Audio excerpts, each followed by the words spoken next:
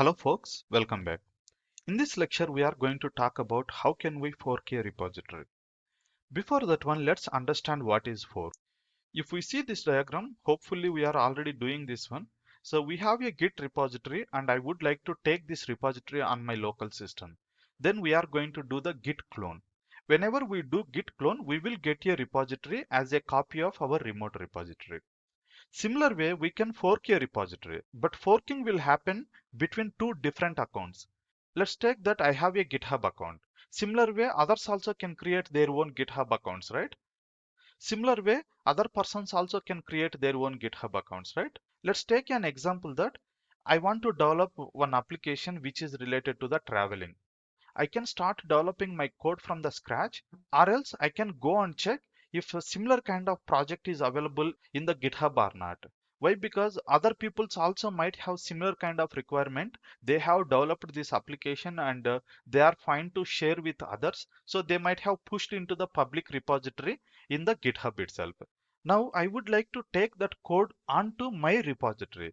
In that case, I can use the fork option. Whenever I do fork option, whatever data he is having on his account, that data is going to come and sit on my account as a new repository.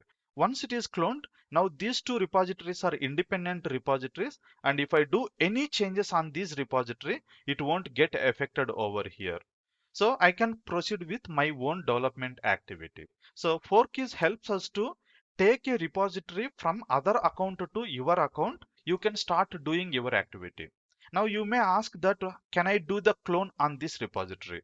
Yes, you can do. If you do the clone, same thing will happen. Let's assume that this is the others account and they have created repository. Now you would like to clone onto your local system, then you can use the git clone and repository URL. Okay, but if you want to get it onto your GitHub account directly rather than your local system, then we can use the git fork command. Now let's go and see how does it work. Okay, so this is my GitHub repository and you can see I have a lot of repositories. And if you observe, few people are already forking my repositories onto their account. Why? Because they might think that these are useful for them and they want to do some activity with these repositories. If that is the case, they can fork these repositories onto their account. Similar way, even I need some code from others account, then I can fork it. Let's search for one of the repository. Assume that as I said, we are going to develop travel related application. So I'm going to search for cab booking. Okay, just I'm searching for cab booking application and you can see here there are 865 repositories are matching to my search. And if I see here some of the names, cab online tax booking system, assume that I need same kind of application. So I can open this one. If I open this one, this is the code and you can see 12 commits were done and 4 years before, and this is the guy who has updated. So this is the code and if you see, this is developed in the PHP. All right, and this is readme file, and usually readme file helps us to understand how we can use this particular application. Okay, that is the intention. So he has given enough information, and if you see here, fork. So for 17 persons forked this repository and stars, 10 stars they have given, and 3 people are monitoring this repository. Nothing but whenever they are doing some changes on this repository, they will get notification. And also we have only one branch, that is master branch on his account, and master branch, and he hasn't done any tags. Next thing is pull request. We are going to talk about pull request later point of time more detailed. Assume that I have found some bug in this code. Why? Because it is updated 4 years before. Now I'm trying to use this application. Whenever I'm using this application, it is not working as expected. So what do? I will update this code. Once I have updated this code, I would like to merge that code with this code, nothing but this guy code. If that is the case, I can raise a pull request. But pull request we are going to discuss about later point of time. For now, I'm forking this repository. Let me click on the fork. And you can see here forking so and so onto my repository, and this is the code, and I got all the commits which was done and who has updated and when was updated. All this information has been copied into my system. Why? Because it's just like a snapshot onto my account. Now I can update this code on my repository, not on his repository. Okay, so this is how we can fork the repository.